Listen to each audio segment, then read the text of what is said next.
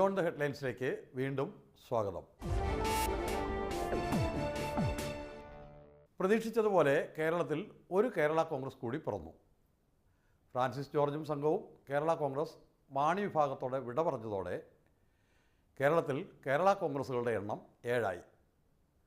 തെരഞ്ഞെടുപ്പ് പ്രഖ്യാപിച്ചതിനാൽ ഫ്രാൻസിസ് ജോർജിനും സംഘത്തിനും പുതിയ പാർട്ടിയുടെ ലെവലിൽ മത്സരിക്കാൻ കഴിയില്ല. എങ്കിലും അവർ ഇടതുമുന്നണിക്കൊപ്പം മത്സരക്കളത്തിൽ ഉണ്ടാവും.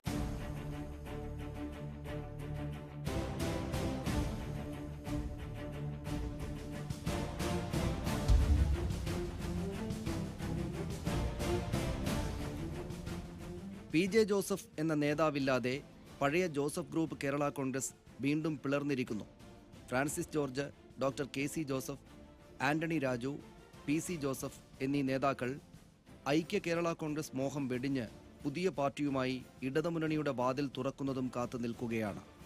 ഇടതുമുന്നണിയാകട്ടെ മധ്യ തിരുവിതാംകൂറിലെ കത്തോലിക്ക വോട്ട് ബാങ്കിലേക്കുള്ള പ്രവേശന കവാടമായി ഈ സംഘത്തെ കണ്ട് അവരെ കൂടെ കൂട്ടാനുള്ള തയ്യാറെടുപ്പിലുമാണ്. ഒരു 10 വർഷക്കാലത്തോളം നല്ല നിലയിൽ മുന്നോട്ട് പോയ കേരള കോൺഗ്രസ് പ്രസ്ഥാനത്തെ വീണ്ടും പുനരുജ്ജീവിപ്പിക്കുക എന്നുള്ളതാണ് നമ്മുടെ ലക്ഷ്യം. അല്ലാതെ ജോസഫ് ഗ്രൂപ്പ് എന്ന് പറയുന്ന ഒരു വിഭാഗത്തെ പുനരുജ്ജീവിപ്പിക്കുക എന്നുള്ളതല്ല ഞങ്ങൾ ഉദ്ദേശിക്കുന്നത്. കേരള കോൺഗ്രസിന് ഇവിടെ പ്രസക്തി ഉണ്ട് എന്ന് ജനങ്ങൾ അംഗീകരിക്കണമെന്നുണ്ടെങ്കിൽ, കേരള കോൺഗ്രസിന് ജനകീയ പിന്തുണയോടുകൂടി വളരണമെന്നുണ്ടെങ്കിൽ ആ പഴയ കാലത്തിലേക്ക് തിരിച്ചു പോകേണ്ടതായിട്ടുണ്ട്. കേരള കോൺഗ്രസിന്റെ എന്ന് പറഞ്ഞാൽ ഏതായാലും പിരിഞ്ഞു പോകുന്ന നേതാക്കന്മാരുടെ നിലപാടുകളോ ഒന്നുമല്ല. അതേ ഇപ്പം കമ്മ്യൂണിസ്റ്റുകാർക്ക് ഒത്തിരി നന്മകൾ ചെയ്യാൻ പറ്റും. പക്ഷേ കമ്മ്യൂണിസ്റ്റ് പാർട്ടിയോട് അടുക്കാൻ ഒരു വൈമനസ്യമുള്ള കോൺഗ്രസ് പാർട്ടിയിൽ ഒത്തിരി പ്രശ്നങ്ങളുണ്ട്. ആ പ്രശ്നങ്ങളോട് എതിർപ്പുള്ള ഒരു തേർഡ് സ്പേസ് കേരള രാഷ്ട്രീയത്തിലുണ്ട്. അതാണ് കേരള കോൺഗ്രസിന്റെ സ്പേസ്. പുതിയൊരു കേരള കോൺഗ്രസ് ഉണ്ടായി. കേരള കോൺഗ്രസ് ഫ്രാൻസിസ് ജോർജ്, കേരള കോൺഗ്രസ് ഫ്രാ. ഈ കേരള കോൺഗ്രസ് ഫ്രായ് എന്ന് പറഞ്ഞ് എനിക്ക് കേൾക്കുമ്പോൾ ചിരിയാണ്. കാരണം ഇന്നലെ വരെ കെ എം മാണിയുടെയും പി ജോസഫിൻ്റെയും മഹത്വം പ്രസംഗിച്ചുകൊണ്ട് നടന്ന മാന്യന്മാർ ചാടി വന്ന് കേരള കോൺഗ്രസ് ഫ്രായ് എന്നാണ് പറയുന്നത്. പുതിയ കേരള കോൺഗ്രസ് ഇടതുപക്ഷമാണെന്നാണ് പറയുന്നത്.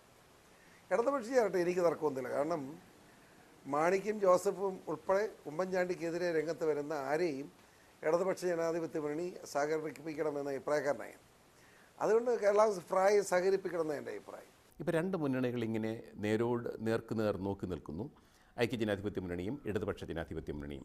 ഐക്യജനാധിപത്യ മുന്നണിയുടെ അവിടെ ആ പാളയത്തിൽ ഒരു രാഷ്ട്രീയ കക്ഷികളുടെ ഒരു നീണ്ട നിര തന്നെയുണ്ട്. അവിടെ കേരള കോൺഗ്രസ് ഉണ്ട്, കോൺഗ്രസ് നേതൃപാർട്ടിയായിട്ടുണ്ട്, മുസ്ലിം ലീഗുണ്ട്, RSP ഉണ്ട്, എല്ലാ പാർട്ടികളുമുണ്ട്. ഇങ്ങേപ്പുറത്ത് ഇടതുപക്ഷ മുന്നണിയിലാവട്ടെ ഒരു CPM, പിന്നെ ഒരു കുഞ്ഞനുജൻ CPI, പിന്നീട് അങ്ങോട്ട് പാർട്ടികളില്ല. ഇവിടെ നിന്ന് JDU, RSP, Kerala Congress Joseph group എല്ലാവരും കഴിഞ്ഞ കുറേ കാലഘട്ടങ്ങൾ കൊണ്ട് UDFിലേക്ക് പോയി. അപ്പോൾ ഇവിടെ കുറേ കക്ഷികൾ കൂടി വേണം. മുൻനിര കക്ഷികളായിട്ട് 2-3 പാർട്ടികൾ കൂടി ഉണ്ടെങ്കിൽ മാത്രമേ ഇടതുപക്ഷ മുന്നണിക്ക് രാഷ്ട്രീയമായിട്ടൊരു മുന്നണി എന്ന നിലയ്ക്ക് ഒരു ബലാബലം പ്രകടിപ്പിക്കാൻ പറ്റൂ. തന്നെയല്ല, മധ്യ തിരുവിതാംകൂർ പ്രത്യേകിച്ച് ക്രിസ്ത്യൻ ബെൽറ്റിൽ ഇടതുമുന്നണിക്ക് എന്തെങ്കിലും ഒരു സപ്പോർട്ട് ബേസ് ഉണ്ടാക്കണമെങ്കിൽ ഒരു കേരള കോൺഗ്രസിൻ്റെ സഹായം ആവശ്യമാണ്. 1964 ഒക്ടോബർ 9 കേരള കോൺഗ്രസ് പിറക്കുമ്പോൾ ആ പിറവിക്ക് പിന്നിൽ ഒരു രാഷ്ട്രീയമുണ്ടായിരുന്നു. കോൺഗ്രസിൽ PT ചാക്കോ എന്ന സമുന്നത നേതാവിനെതിരെ R ശങ്കറിൻ്റെ നേതൃത്വത്തിൽ നടന്ന കരുനീക്കങ്ങൾക്കെതിരെയുള്ള തിരുവിതാംകൂർ ക്രൈസ്തവ നായർ വിഭാഗത്തിൻ്റെ പ്രതിഷേധത്തിൻ്റെ അനന്തരഫലമായിരുന്നു ഈ പാർട്ടിയുടെ പിറവി. KM ജോർജും R ബാലകൃഷ്ണപിള്ളയുമായിരുന്നു കേരള കോൺഗ്രസ് പാർട്ടിയുടെ അമരക്കാർ. ക്രൈസ്തവ മതമേലധ്യക്ഷന്മാരുടെയും മന്നത്ത് പത്മനാഭൻ്റെയും അനുഗ്രഹാശിസുകളോടെ പിറന്ന ഈ പാർട്ടി 1965 തെരഞ്ഞെടുപ്പിൽ കരുത്ത് തെളിയിക്കുകയും ചെയ്തു. കോൺഗ്രസ് നേതൃത്വത്തിലെ ക്രൈസ്തവ പ്രാതിനിധ്യമായി സഭ എണ്ണിയിരുന്ന PT ചാക്കോയ്ക്ക് ആ പാർട്ടിയിൽ നേരിടേണ്ടി വന്ന പ്രതിസന്ധികളാണ് അദ്ദേഹത്തിൻ്റെ മരണശേഷം കേരള കോൺഗ്രസ് എന്ന പാർട്ടി രൂപപ്പെടാൻ കാരണമായത്. പാർട്ടി രൂപപ്പെട്ട ഉടൻ 1965 നടന്ന തെരഞ്ഞെടുപ്പിൽ കേരള കോൺഗ്രസ് ശക്തമായ രാഷ്ട്രീയ സാന്നിധ്യമായി. KM ജോർജിൻ്റെ നേതൃത്വത്തിൽ 24 സീറ്റുകളിൽ കേരള കോൺഗ്രസ് വിജയിച്ചു. കേരള കോൺഗ്രസ് 54 സീറ്റിൽ മത്സരിച്ച് 24 സീറ്റുകളിൽ വിജയിച്ചപ്പോൾ 133 സീറ്റിലും മത്സരിച്ച കോൺഗ്രസിന് 36 സീറ്റിൽ മാത്രമാണ് ജയിക്കാൻ കഴിഞ്ഞത്. ആർക്കും ഭൂരിപക്ഷമില്ലാതിരുന്നതിനാൽ ആ നിയമസഭ ചേർന്നില്ലെങ്കിലും കോൺഗ്രസിന് കേരള കോൺഗ്രസിൻ്റെ ശക്തിയെ അംഗീകരിക്കേണ്ടി വന്നു. കർഷകർക്ക് വേണ്ടി, പ്രത്യേകിച്ച് മലയോര കർഷകർക്ക് വേണ്ടി അവിടെയൊക്കെ ആയിരുന്നല്ലോ ഞങ്ങളുടെ പര്യടനം. ജോർജ് സാറിൻ്റെ എൻ്റെയും പര്യടനം എന്ന് പറയുന്നത് അവിടെയൊക്കെയാണ്. അന്നൊന്നും മാണിയൊന്നും പാർട്ടിയില്ലല്ലോ. മാണിയോ പി. ജെ. ജോസഫ് ഒന്നും പാർട്ടിയില്ലല്ലോ.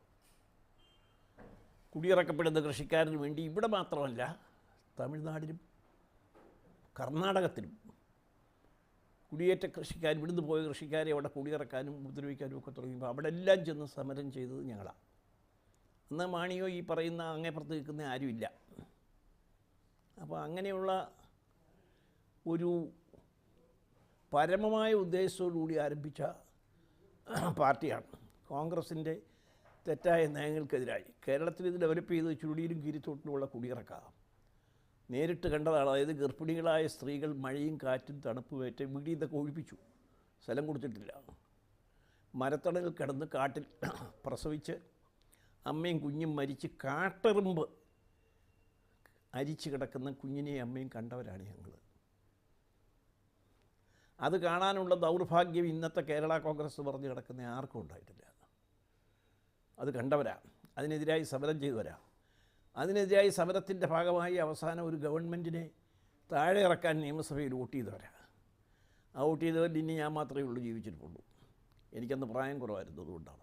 കേരള കോൺഗ്രസ് ഒരു പ്രത്യേക രാഷ്ട്രീയ സാഹചര്യത്തിലാണ് രൂപം കൊണ്ടത്. 1959 കുപ്രസിദ്ധമായ വിമോചന സമരത്തിൻ്റെ അതേ ശക്തികൾ തന്നെ 1964 ആണ്ടിൽ കോൺഗ്രസ് പാർട്ടിയെ പുലർത്തുകയും പ്രബലമായ നായർ, സിറിയൻ, ക്രിസ്ത്യൻ സമുദായങ്ങളുടെ ആഭിമുഖ്യത്തിൽ ഒരു രാഷ്ട്രീയ പാർട്ടി ഉണ്ടാക്കുകയും ചെയ്തു എന്നാണ് ചരിത്രം. അതിൽ നിന്ന് പിന്നീട് കത്തോലിക്ക സഭ ഒഴിച്ചുള്ള മറ്റ് സാമുദായിക ശക്തികൾ ഘട്ടം ഘട്ടമായി പിന്മാറുകയും ഇത് മധ്യ തിരുവിതാംകൂറിലെ, കൃത്യമായി പറഞ്ഞാൽ കോട്ടയം, പാല, ചങ്ങനാശ്ശേരി,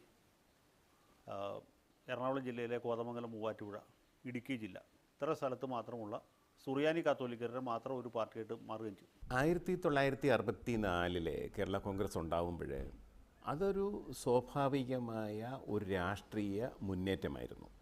മധ്യ തിരുവിതാംകൂറിൻ്റെ ആവശ്യമായിരുന്നു. കോൺഗ്രസ്സിന് ബദലായിട്ട് കോൺഗ്രസിൻ്റെ അകത്ത് തന്നെ രൂപപ്പെട്ട ഒരു സംഭവവികാസം അത് വേറൊരു പാർട്ടിയായിട്ട് രൂപം കൊള്ളുന്നു. മന്നത്ത് പത്മനാഭൻ അതിനെ ആശീർവദിക്കുന്നു.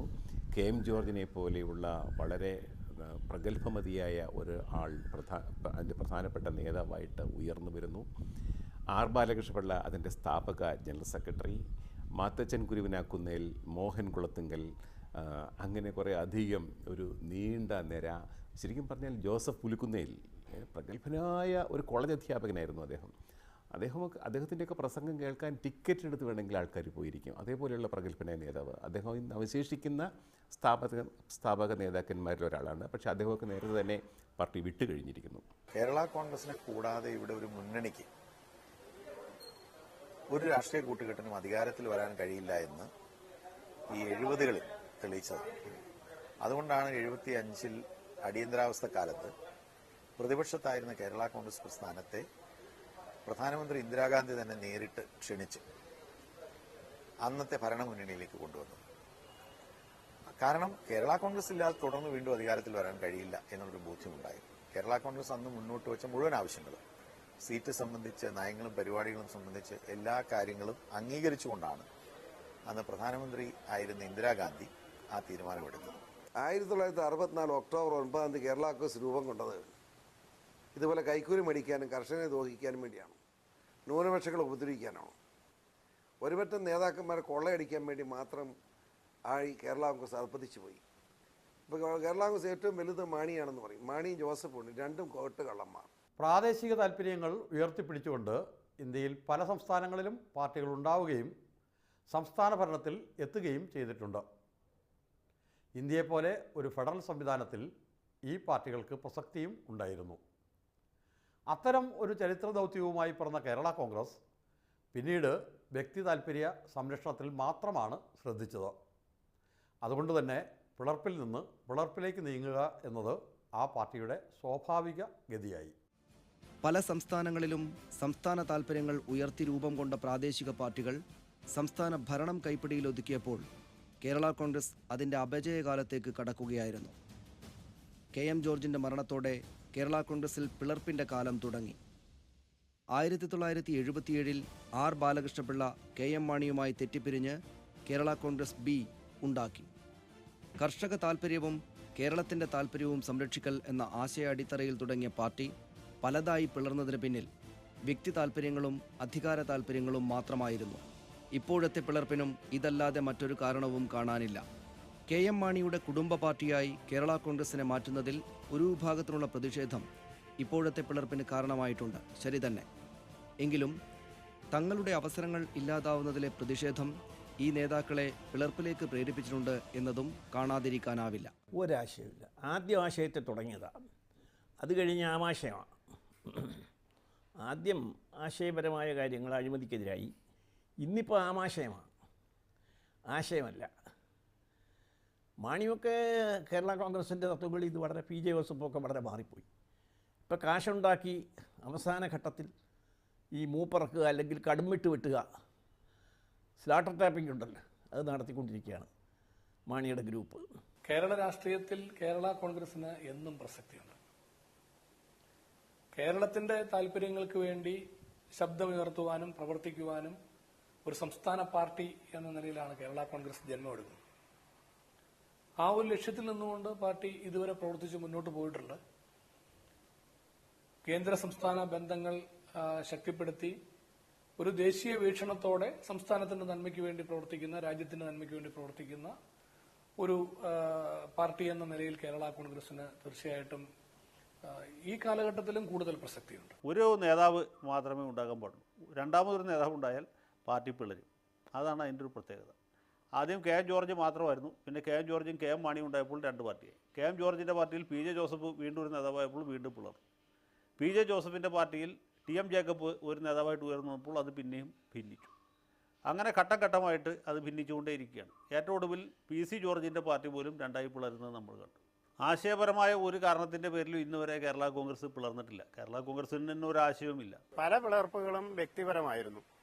ഇപ്പം വന്നിരിക്കുന്ന ഈ ധ്രുവീകരണം എന്ന് പറയുന്നത് ആശയപരമാണെന്ന് നമുക്ക് വിശ്വസിക്കാനുള്ള ഒത്തിരി ന്യായങ്ങളുണ്ട്. കേരള കോൺഗ്രസ് എന്ന പാർട്ടി എന്ന് പറയുന്നത് എന്തിനു വേണ്ടിയാണ് എന്ന് ചോദിച്ചാൽ, അത് ഒരു നേതാവിന് MLA ആവാനും മന്ത്രിയാവാനും പാർട്ടി നേതാവാകാനും ഒക്കെയാണ്. അപ്പോൾ ഒരു കേരള കോൺഗ്രസ് ഘടകത്തിനകത്ത് ഒരു നേതാവിന് മാത്രമേ സ്കോപ്പുള്ളൂ. അപ്പോൾ അത് പിന്നെയും വേറൊരു നേതാവ് വളരുമ്പോഴത്തേക്ക് അത് പിളരും. അങ്ങനെയാണ് ഈ അമീബ പോലെ പിളരുന്ന ഒരു പാർട്ടിയായി കേരള കോൺഗ്രസ് മാറിയത്. ഈ ഒരു നേതാവ് വളർന്നു വരുന്നത് കൊണ്ടാണ്. ഈ വരുന്ന തെരഞ്ഞെടുപ്പിൽ KM മാണിയും PJ ജോസഫും അവരുടെ കൂടെ നിന്നാൽ അവർ തിരഞ്ഞെടുക്കപ്പെടും. അവർ രണ്ടുപേരും മന്ത്രിമാരാകും. രാജ്യവും ശക്തിയും മഹത്വവും എന്ന് പറയുന്നത് നേതാക്കന്മാർക്ക് മാത്രം. അപ്പോഴും കൂടെയുള്ളവർക്ക് ഒരു പ്രയോജനവുമില്ല. BJPയുമായി ബന്ധപ്പെടാൻ KM മാണി ശ്രമിച്ചു എന്ന് എനിക്ക് ബോധ്യമുണ്ട്. മാണിയുടെ ശ്രമം മകനെ മുകളിൽ മന്ത്രിയാക്കുക എന്ന ഇവിടെ കൂടുക എന്നുള്ളതല്ല. ആദ്യത്തെ ചർച്ചയിൽ മാണി അപ്പുറേ BJPയുടെ കൂട എന്ന് പറഞ്ഞ് നിന്നെങ്കിലും മാണി കാണിച്ച വഞ്ചന, അത് സംബന്ധിച്ച് BJPയുടെ സംസ്ഥാന നേതൃത്വം ചില നീക്കങ്ങൾ നടത്തിക്കൊണ്ടിരുന്നപ്പോൾ ഡൽഹിയിലേക്ക് പോയ മാണിയുടെ മകൻ അവിടെ പോയി ചർച്ചയ്ക്ക് വേണ്ടി ചെന്നതാണ്.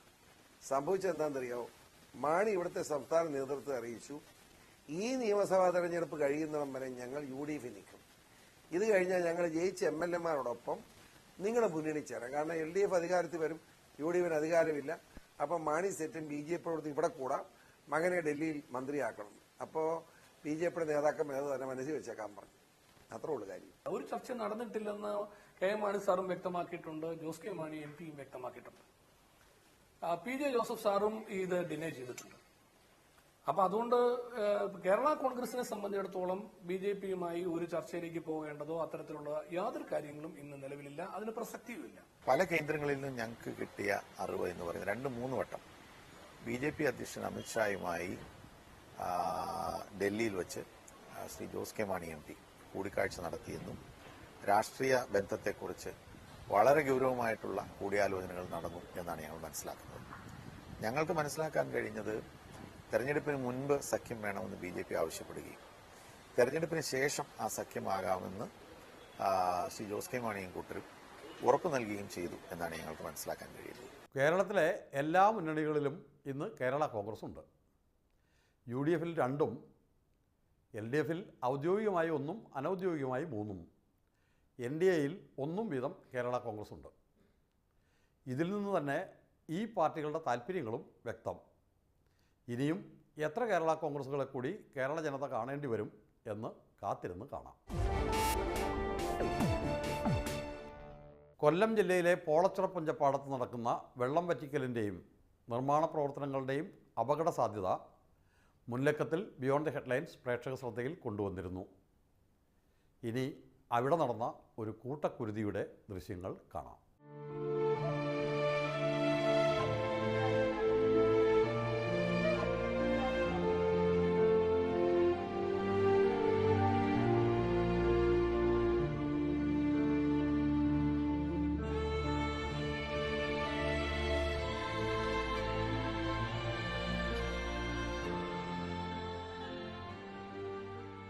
ഇത് കൊല്ലം ജില്ലയിലെ പോളച്ചിറ പുഞ്ചപ്പാടത്ത് നിന്നുമുള്ള സമീപകാല ദൃശ്യങ്ങളാണ്. നാടൻ മത്സ്യങ്ങളുടെ ആവാസ കേന്ദ്രവും സമീപ പ്രദേശങ്ങളിലെ കുടിവെള്ളത്തിന്റെ സംരക്ഷകനുമായ ഈ വയലിൽ കാലം തെറ്റി നടത്തുന്ന വെള്ളം വറ്റിക്കലും നിർമ്മാണ പ്രവർത്തനവും ചിലരുടെ ദുരയുടെ സൂചനയാണ് എന്ന സംശയം ബിയോണ്ട് ദി ഹെഡ്ലൈൻസിന്റെ കഴിഞ്ഞൊരു ലക്കം ഉയർത്തിയിരുന്നു. അത് സംശയം മാത്രമായിരുന്നില്ല എന്ന് ഈ മത്സ്യക്കൂട്ടക്കുരുതിയുടെ ദൃശ്യങ്ങൾ സാക്ഷ്യപ്പെടുത്തുന്നു.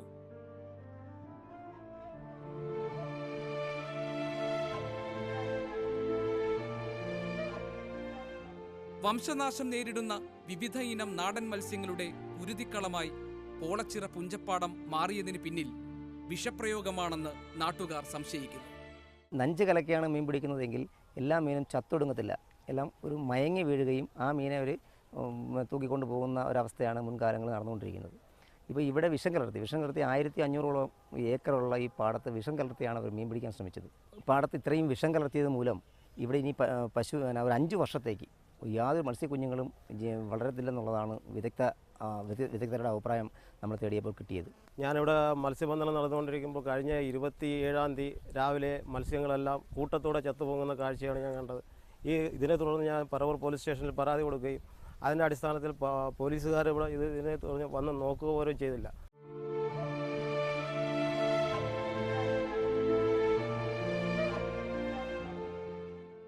പോളച്ചിറ പുഞ്ചപ്പാടത്തെ വെള്ളം വറ്റിക്കൽ 20 ദിവസം പിന്നിട്ടതോടെയാണ് മത്സ്യങ്ങൾ ചത്തുപൊങ്ങി തുടങ്ങിയത്. ചേറ് കലർന്നതിനാൽ മത്സ്യങ്ങൾ ചത്തുപൊങ്ങുന്നു എന്നായിരുന്നു ആദ്യം അധികൃതരുടെ വിശദീകരണം. എന്നാൽ ഇക്കഴിഞ്ഞ ബുധനാഴ്ചയോടെ മത്സ്യങ്ങൾ കൂട്ടത്തോടെ ചത്തുപൊങ്ങി തുടങ്ങി. കരിമീൻ, വരാൽ, കുറുവ, കൈതക്കോര തുടങ്ങിയ നാടൻ ഇനത്തിൽപ്പെട്ട ടൺ കണക്കിന് മീനാണ് ചത്തുപൊങ്ങിയത്.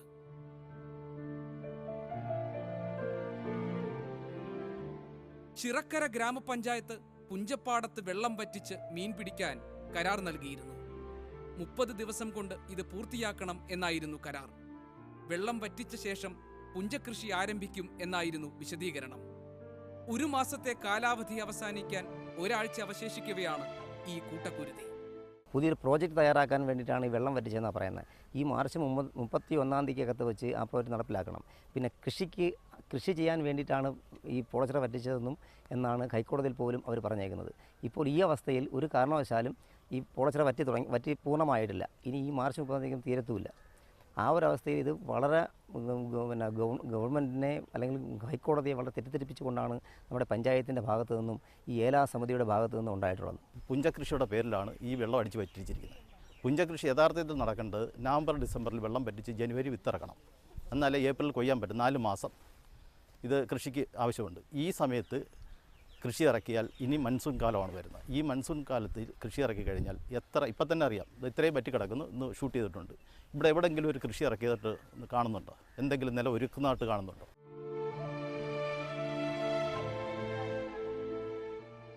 പോളച്ചിറയിൽ കൃഷി വികസനത്തിനായി നബാർഡ് അനുവദിച്ച 3 കോടി രൂപ തട്ടിയെടുക്കാനായാണ് അശാസ്ത്രീയമായ വെള്ളം വറ്റിക്കലിന് അധികൃതർ നേതൃത്വം നൽകുന്നത് എന്ന ആക്ഷേപവുമുണ്ട്. 3,20,00,000 രൂപ അടിച്ചു മാറ്റാനുള്ളൊരു പ്രോജക്റ്റാണ് അത്. ഇടത്തായാലും വലത്തായാലും ഇവിടെ ഭരണത്തിലിരിക്കുന്നവരായാലും പുറത്തിരിക്കുന്നവരായാലും എല്ലാവരും കൂടെ കൂട്ടായ്മയാണ്. അതുകൊണ്ട് തന്നെ പുഞ്ചപ്പാടത്തുണ്ടായ മത്സ്യക്കുരുതിക്കെതിരെ അധികൃതർ നിശബ്ദത പാലിക്കുകയാണ്.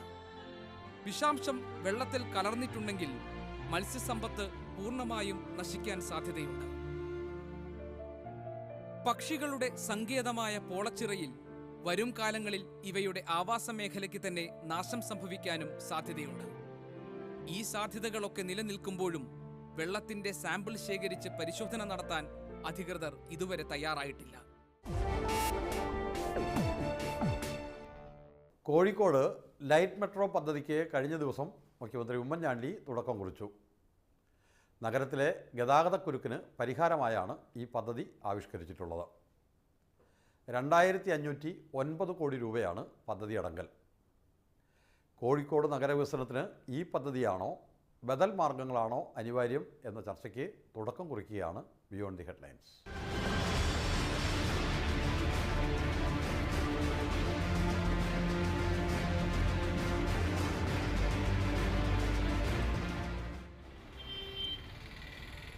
നഗരങ്ങളിലെ ഗതാഗതക്കുരുക്കിന് പരിഹാരമായിട്ടാണ് കോഴിക്കോടും തിരുവനന്തപുരത്തും ലൈറ്റ് മെട്രോ ആരംഭിക്കുന്നത്.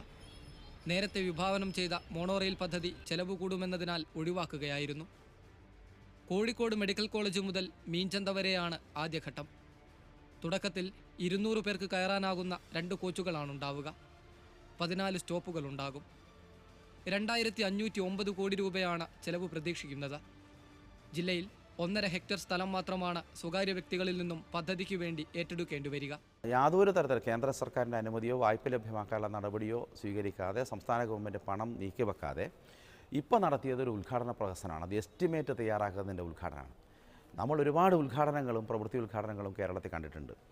എന്നാൽ ഇതേപോലെ ഒരു പരിഹാസ്യമായിട്ടുള്ള ഉദ്ഘാടനം നമ്മൾ കണ്ടിട്ടില്ല.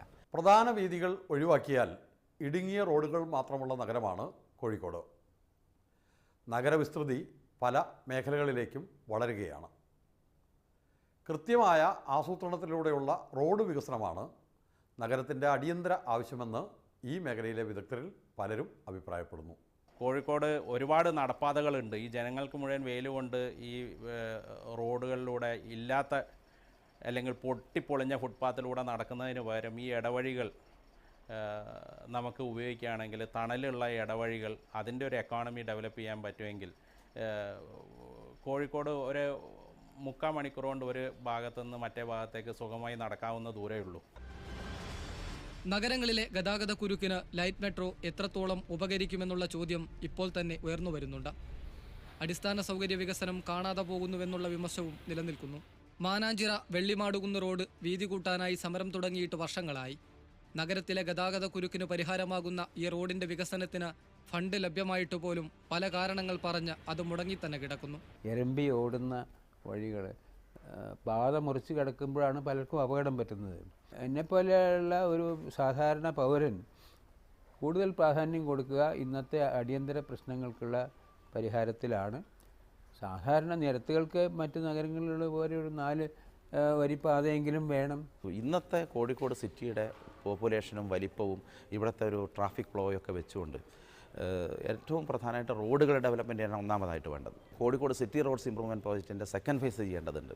മോണോറെയിലിന് പകരമായാണ് ലൈറ്റ് മെട്രോ നടപ്പാക്കുന്നത്. മോണോറെയിൽ നിർമ്മിച്ചാലും കോഴിക്കോടിൻ്റെ ഗതാഗത പ്രശ്നങ്ങൾക്ക് പരിഹാരമാകില്ലെന്ന വിദഗ്ധാഭിപ്രായമുണ്ടായിരുന്നു. എന്നാൽ ഈ വികസന പദ്ധതികളെക്കുറിച്ചൊന്നും കോഴിക്കോട്ടെ ജനപ്രതിനിധികളുമായോ കോർപ്പറേഷനുമായോ ആലോചനകളൊന്നും നടത്തിയിട്ടില്ല. ലൈറ്റ് മെട്രോ സംബന്ധിച്ച് ഞങ്ങൾ നിയമസഭയിലും മറ്റൊക്കെ ശക്തമായി ആവശ്യപ്പെട്ടപ്പോൾ തിരുവനന്തപുരത്ത് ഒരു മീറ്റിംഗ് വിളിച്ചിരുന്നു. ആ മീറ്റിങ്ങിൽ ഞങ്ങൾ ഒരുപാട് സംശയങ്ങൾ ഉന്നയിച്ചെങ്കിലും അതിനൊന്നും തൃപ്തികരമായിട്ടുള്ള മറുപടി ലഭിച്ചിട്ടില്ല. ഇപ്പോൾ മോണോറെയിൽ പദ്ധതി കഴിഞ്ഞ ലോക്സഭാ ഇലക്ഷൻ കാലത്ത് ഒരു പ്രധാനപ്പെട്ട ഭരണകക്ഷിയുടെ ക്യാമ്പയിനായിരുന്നു. ആ പദ്ധതി യാഥാർത്ഥ്യമാക്കിയതിൻ്റെ പേര് ആക്കുന്നു എന്ന് പറഞ്ഞിട്ടാണ് വോട്ട് ചോദിച്ചത്. പക്ഷേ ലോക്സഭാ ഇലക്ഷൻ കഴിഞ്ഞപ്പോൾ മോണോറെയിൽ പ്രായോഗികമല്ല എന്ന് പറഞ്ഞ് ഉപേക്ഷിക്കുകയാണ് ചെയ്തത്. അപ്പോൾ എന്തുകൊണ്ട് പ്രായോഗികമല്ല ആയില്ല എന്നുള്ളതൊന്നും ആരെയും ബോധ്യപ്പെടുത്തിയില്ല. ജനത്തിനെ ബേസ് ചെയ്തിട്ട് വേണം ഇവിടെ എന്ത് ഡെവലപ്മെൻറ്റും വരാൻ. ഇവിടുത്തെ ഈ ആതിഥേയ മര്യാദയും ഇവിടുത്തെ സത്യസന്ധതയുള്ള മനുഷ്യരെ ക്വാളിറ്റി ഇമ്പ്രൂവ് ചെയ്യാൻ വേണ്ടിയിട്ട് എന്തൊക്കെയാണോ ചെയ്യേണ്ടത് അതിനെ ഡെവലപ്മെൻ്റ് എന്ന് ഞാൻ വിളിക്കും.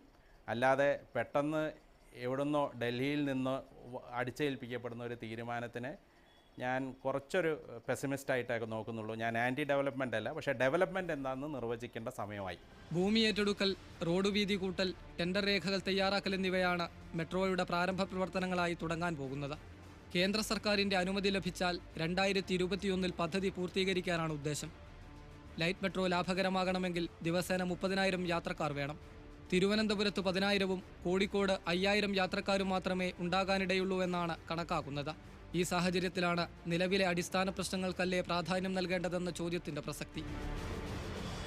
ഈ ലക്കം ബിയോണ്ട് ദി ഹെഡ്ലൈൻസ് ഇവിടെ അവസാനിക്കുന്നു. വീണ്ടും അടുത്തയാഴ്ച ഇതേ ദിവസം ഇതേ സമയം മീഡിയ 1-ൽ. നന്ദി, നമസ്കാരം.